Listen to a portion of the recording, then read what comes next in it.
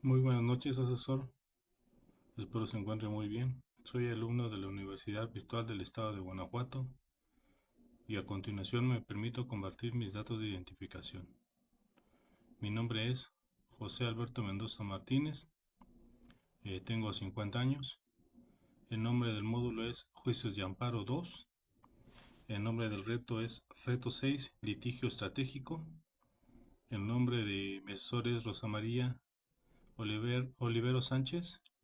Tengo una matrícula de 2201-9666 y la fecha de elaboración de este video es el 23 del 7 del 2024. El motivo de la realización de este video es hablar sobre los litigios estratégicos, los cuales se centran en la utilización del sistema judicial para lograr los cambios sociales o políticos significativos. A menudo son llevados a cabo por organizaciones no gubernamentales, activistas o defensores de derechos humanos con el objeto de establecer precedentes legales que puedan influir en políticas públicas, leyes o prácticas sociales. En este enfoque va más allá de resolver casos individuales, busca impactar estructuras más amplias mediante la interpretación y aplicación innovadora del derecho. Este reto me pide dar respuesta a dos cuestionamientos. Comencemos por el primero, que es el siguiente. ¿Cuál es la relación del derecho de acceso a la información con el litigio estratégico? Según Meraz 2007, el derecho de acceso a la información juega un papel crucial en el litigio estratégico, al proporcionar a los abogados y defensores de derechos humanos las herramientas necesarias para construir casos sólidos y efectivos. El acceso a la información permite obtener datos relevantes y pruebas que pueden ser fundamentales para respaldar las demandas legales en casos que involucren derechos humanos, como por ejemplo permite a los abogados acceder a documentos, informes, estadísticas y cualquier otro tipo de información que sea relevante para respaldar los argumentos legales en casos de derechos humanos. Esta información obtenida puede utilizarse para sostener la reclamación legal, demostrar violaciones de derechos humanos y respaldar las peticiones de medidas correctivas o compensatorias. De igual forma, al utilizar el acceso a la información en el litigio estratégico, se promueve la transparencia de las acciones gubernamentales y se exige la rendición de cuentas de los actores involucrados en violaciones de derechos humanos para argumentar sus casos de manera sólida y fundamentada. El segundo cuestionamiento es el siguiente. Identifica un caso práctico en el que se haya hecho uso del litigio estratégico y del acceso a la información. A continuación describiré brevemente un caso que se dio en Chiapas en el cual el acceso a la información fue crucial para su resolución. De título, la tortura en Chiapas y su tratamiento por las instancias de justicia y de protección de los derechos humanos. La Red de Defensores Comunitarios por los Derechos Humanos es un organismo de base formado para la promoción y defensa de los derechos humanos individuales y colectivos desde las comunidades indígenas.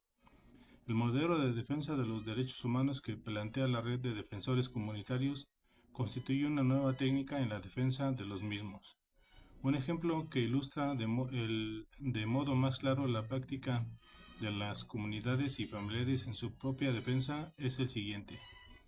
En marzo del 2004 fueron detenidos 3 personas de una comunidad tzotzil en Chiapas, acusados de transportar carbón que utilizarían para cocinar, en el entendido de que no existe otro medio para cocinar distinto de la leña o del carbón.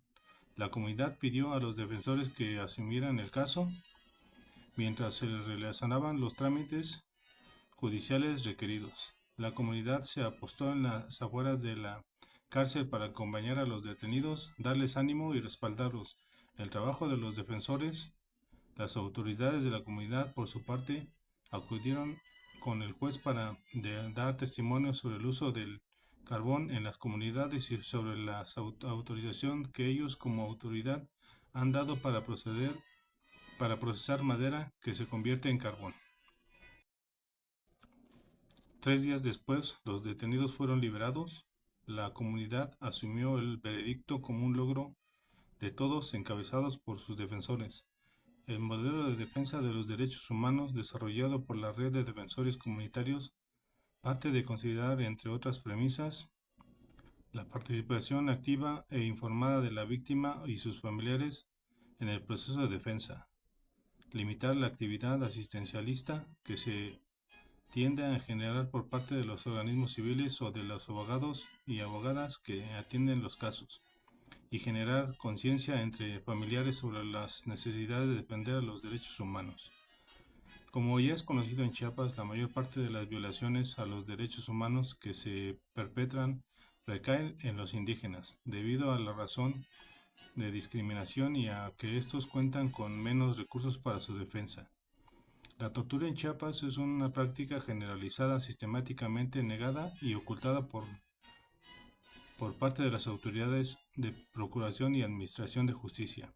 Ello nos conduce a la identificación de un caso típico que nos permitirá litigarlo bajo el esquema de litigio estratégico. No siempre es fácil encontrar un caso que las víctimas acepten que su asunto sea bajo el... No siempre es fácil encontrar un caso en el que la víctima acepte que su asunto se litigue bajo un esquema de litigio estratégico.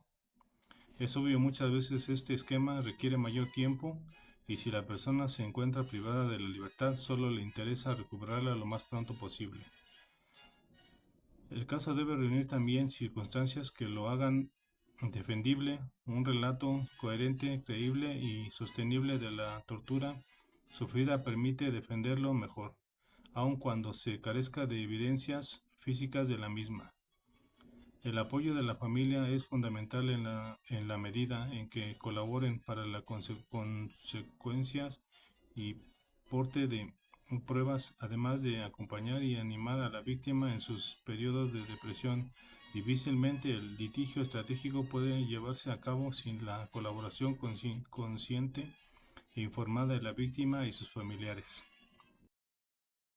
La tortura en el ámbito nacional. Uno de los principales problemas identificados en el diagnóstico sobre la situación de los derechos humanos en México, elaborado por la Oficina del Alto Comisionado de las Naciones Unidas para los Derechos Humanos en México, es indudablemente la tortura, a la que se califica como un mal endémico que subsiste cobijado en un sistema inquisitorial, pese a que existen legislaciones nacionales y estatales que castigan su práctica. Conclusión. Para llevar a cabo esta conclusión, resumiré lo más posible los pasos de litigio estratégico relacionados con este mismo caso.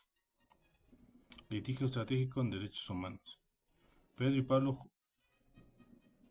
Pablo y José fueron detenidos mediante la frecuentemente utilizada orden de aprehensión, misma que tácticamente no implica detención, pero ni las policías que hacen cumplir el orden de aprehensión ni la fiscalía permiten a la persona disponer de la libertad ambulatoria.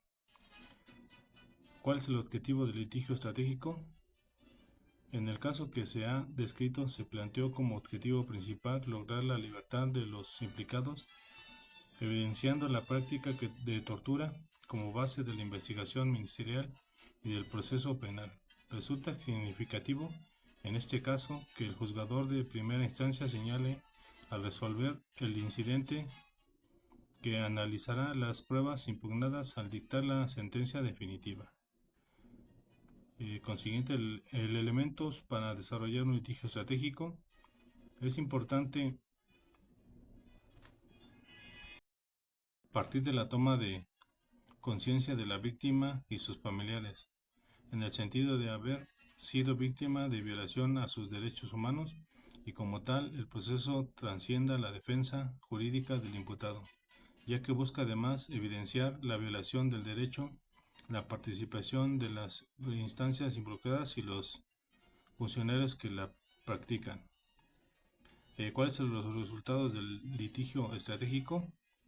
Llevar a cabo una defensa bajo el esquema de litigio estratégico plantea retos difíciles cuando la víctima se encuentra en prisión. El litigio estratégico del caso consiguió la libertad de la víctima de la tortura, sin embargo aún no se consigue la tortura sufrida sea investigada y se haga justicia.